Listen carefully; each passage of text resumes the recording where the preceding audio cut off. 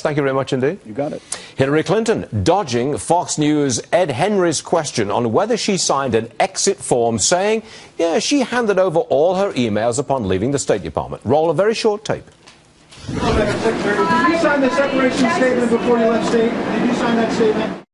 It was short. All rise. Judge Napolitano is here. You know, Ed is so fearless and so intrepid, and she just, hi. She knew exactly what he was asking him. He came to New York, I think, specifically for that to ask 5 the question. seconds. That's yes. right, he did. Yes. All right. What's the significance of whether she signed that form or not? It is a form that everyone must sign when they leave the government. And it basically says, I certify under oath, under penalty of perjury, that I have surrendered all my records. The word is records to the government.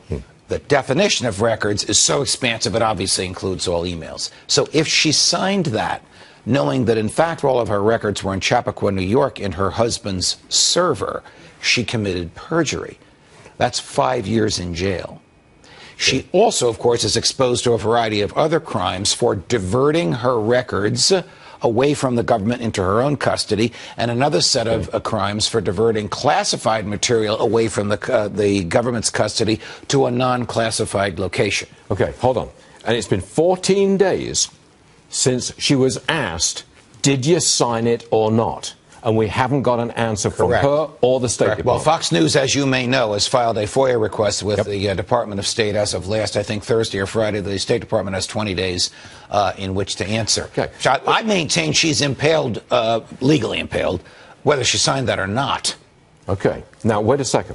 Supposing it was a rubber stamp, not me with a pen signing it in ink, in black ink or whatever, but a rubber stamp, Hillary Clinton. Well, that would violate the State Department regulations, because she'd probably say, I didn't sign it, somebody else did. You see, she loses either way, whether it's a rubber stamp or whether it's actually her signature, because the premise of the law is, and she took the same oath that everybody who ever works for the government, that I once or several times took to uphold the law, the premise of the law is, these are not her emails. These are the government's emails, and the government is to have custody of them.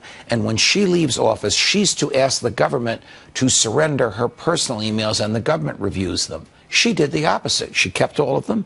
She had her people review them.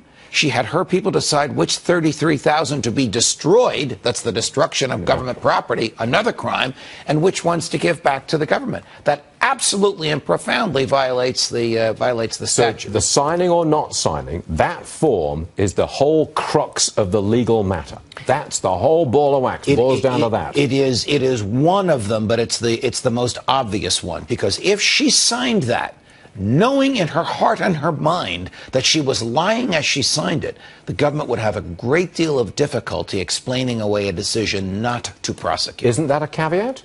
Isn't that a caveat? If she knowingly signed that, knowing this, that, and the other? Well, we I didn't know anything. Oh, no. We know what she knew from her statement at the UN. We know that she knew from day one of her receiving emails, which is actually her second week on the job. First 2 weeks on the job, she didn't do any emailing. We know that she knew from day one the emails were being sent through her husband's server.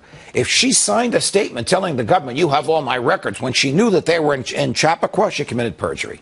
Judge, you are the point man on this for Fox News. It's irritated me that a woman as well educated, as experienced, and as smart as she is trying to pull the wool over everyone's eyes. If there's something here I haven't seen, I hope I see it soon. But what I've seen so far, she should be prosecuted. Point man, Judge Napolitano, thanks for being here. You're welcome.